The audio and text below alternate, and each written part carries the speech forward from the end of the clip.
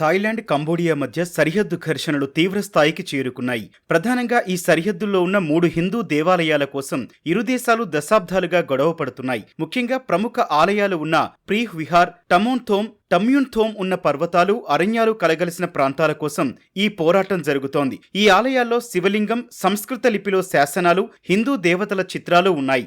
Thailand, Cambodia మధ్య 508 మైళ్ల సరిహద్దు ఉంది. దీనిలో అత్యధిక భాగాన్ని ఫ్రాన్స్ పాలన కింద ఉన్నప్పుడే గుర్తించారు. రెండు దేశాలు శాంతియుతంగా కలిసి ఉంటున్నప్పటికీ సరిహద్దుల్లో మాత్రం తరచూ ఘర్షణలతో రగులుతున్నాయి. వీటిలో 9వ శతాబ్దానికి చెందిన ప్రీహ్ విహార్ కీలకమైంది. ఈ శివాలయాన్ని కెమర్ పాలకులు నిర్మించారు. డాంగ్రెక్ పర్వతాల శిఖరం థాయిలాండ్కు అత్యంత సమీపంలో ఉంటుంది. ఈ ఆలయం కంబోడియాకు చెందుతుందని 1962లో అంతర్జాతీయ న్యాయస్థానం తీర్పునిచ్చింది. దానిని థాయిలాండ్ అంగీకరించింది. కానీ ఆ దేవాలయం కేంద్రంగా స్థానిక సెంటిమెంట్లు తరచూ వివాదాలకు కారణమవుతున్నాయి. కంబోడియా విజ్ఞప్తి మేరకు 2008లో ఈ ఆలయాన్ని యునెస్కో ప్రపంచ వారసత్వ సంపదగా గుర్తించింది. దీనిని థాయిలాండ్ తీవ్రంగా వ్యతిరేకించింది. కంబోడియా నాడు చూపిన మ్యాప్లో 4.6 చదరపు మైళ్లను ఆక్రమించుకున్నట్లు ఆరోపించింది.